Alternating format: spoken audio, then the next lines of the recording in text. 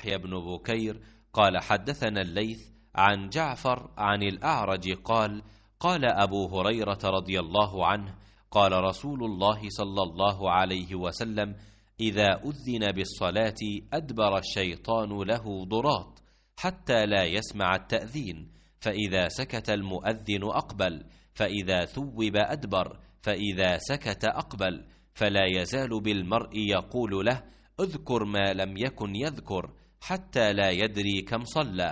قال أبو سلمة بن عبد الرحمن: إذا فعل أحدكم ذلك فليسجد سجدتين وهو قاعد. وسمعه أبو سلمة من أبي هريرة رضي الله عنه۔ یحییٰ بن بکیر نے بیان کیا، کہا کہ ہم سے لیث نے، ان سے جعفر بن ربیعہ نے، اور ان سے اعرج نے، اور ان سے حضرت ابو ہریرہ رضی اللہ عنہ نے کہ رسول اللہ صلی اللہ علیہ وسلم نے فرمایا کہ جب نماز کے لیے اذان دی جاتی ہے تو شیطان پیٹھ موڑ کر ریاح خارج کرتا ہوا بھاگتا ہے تاکہ اذان نہ سن سکے۔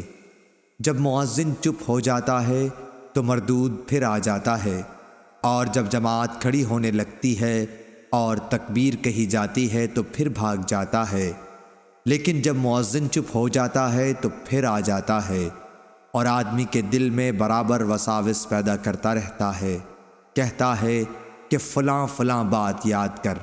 کمبخت وہ باتیں یاد دلاتا ہے جو اس کے ذہن میں بھی نہ تھیں۔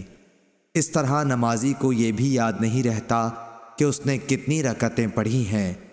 ابو سلمہ بن عبد الرحمن نے کہا کہ جب کوئی یہ بھول جائے کہ کتنی رکعتیں پڑھی ہیں تو بیٹھے بیٹھے سہو کے 2 سجدے کر لے۔ ابو سلمہ نے یہ ابو ہریرہ رضی اللہ عنہ سے سنا تھا۔ صحیح بخاری حدیث نمبر 1222۔